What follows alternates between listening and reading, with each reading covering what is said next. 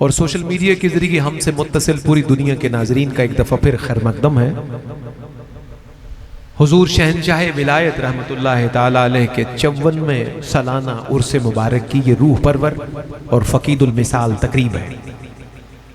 تلاوت فرما رہے تھے برادر اسلامی ملک مصر سے عظیم المرتبت قاری قرآن فضیلت الشیخ شیخ عبداللہ السید عبداللہ دامت فیوزہم، بڑی خوبصورتی سے اللہ رب العزت کا ذکر فرمایا اور تلاوت کلام رحمان کی صورت میں پنجتن پاک کے مناقب بھی ہمیں سنا دیا۔ ہم کیونکہ بحثیت قوم، میں بالعموم عموم کے صیغے کی بات کروں، یہ جملہ معترضہ نہ سمجھیں، کسی قسم کی تنقید سے بھی مبرہ ہے۔ ہم کیونکہ کلام مجید کی تلاوت کا، اس کی سماعت کا وہ شغف نہیں رکھتے، بحثیت قوم ہمارا شغف نہیں ہے، اس لیے ہم قرآن کے مضامین اور اس کے مفاہیم کو جب پڑھے جاتے ہیں تو سبحان اللہ ماشاءاللہ تو کہتے ہیں، لیکن اس کے اندر کہا کیا جا رہا ہوتا ہے اس سے چند چیدہ لوگ، چنیدہ لوگ صرف سمجھ پاتے ہیں۔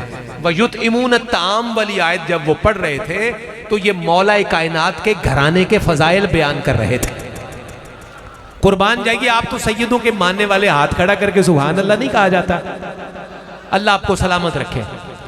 انہوں نے اللہ کی حمد بھی بیان کی ہے، سرکار کی نعت بھی پڑھی، اور ان آیات کے صدقے، ان کے وسیلے سے مولا کائنات بی بی پاک اور حسنین کریم من والے گھرانے کے فضائل بھی، مناقب بھی، اور ان کے مقدس اطوار بھی پیش کر دیے کہ جب مانگنے والا آتا تھا، چاہے وہ یتیم ہو، فقیر ہو، مسکین ہو، قیدی ہو، تو روزے کی حالت میں بھی افطار سامنے رکھا ہے، سارا کچھ اٹھا کے وہ اس کے حوالے کر دیا کرتے تھے۔ قربان جائیے کلام مجید فرقان حمید کے اس تخاطب پہ، قربان جائیے مولا کریم کی ذات مبارک پہ، سیدہ پاک کی حرمت پہ اور ان کے عظیم بچوں پہ۔ حاضرین گرامی قدر، کیا خوبصورت تلاوت تھی۔ جن احباب نے تو تفہیم کے ساتھ اسے سنا، انہوں نے یقیناً بڑا حظ اٹھایا، بڑا لطف اٹھایا، اور اسی دوران عرض وطن کے عالمی شہرت کے حامل خطیب اعظم فیصل آباد، وہ فیصل آباد جس کا پانی تو کھارا ہے لیکن سر بڑا میٹھا ہے۔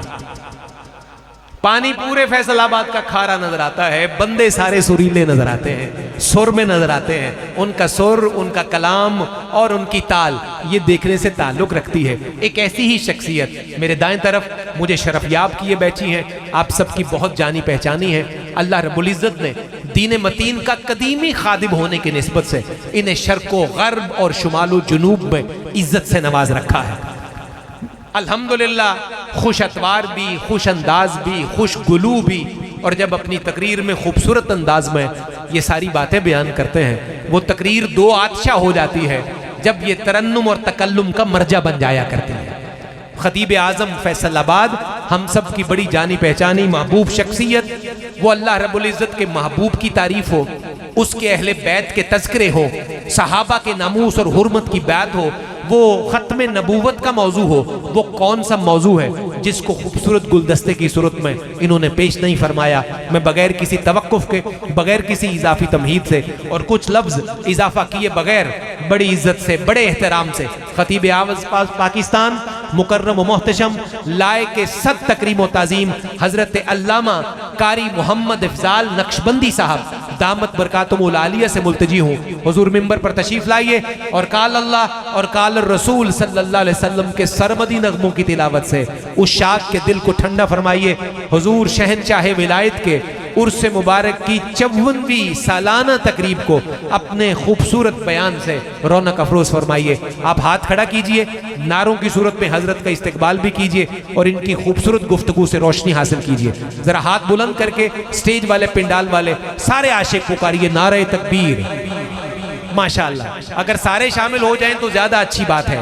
نعرہ تکبیر، اب کہیے نعرہ رسالہ، نعرہ حیدری، نعرہ تحقیق، نعرہ غوثیہ، آستانہ عالیہ حضور شہنشاہ ولایت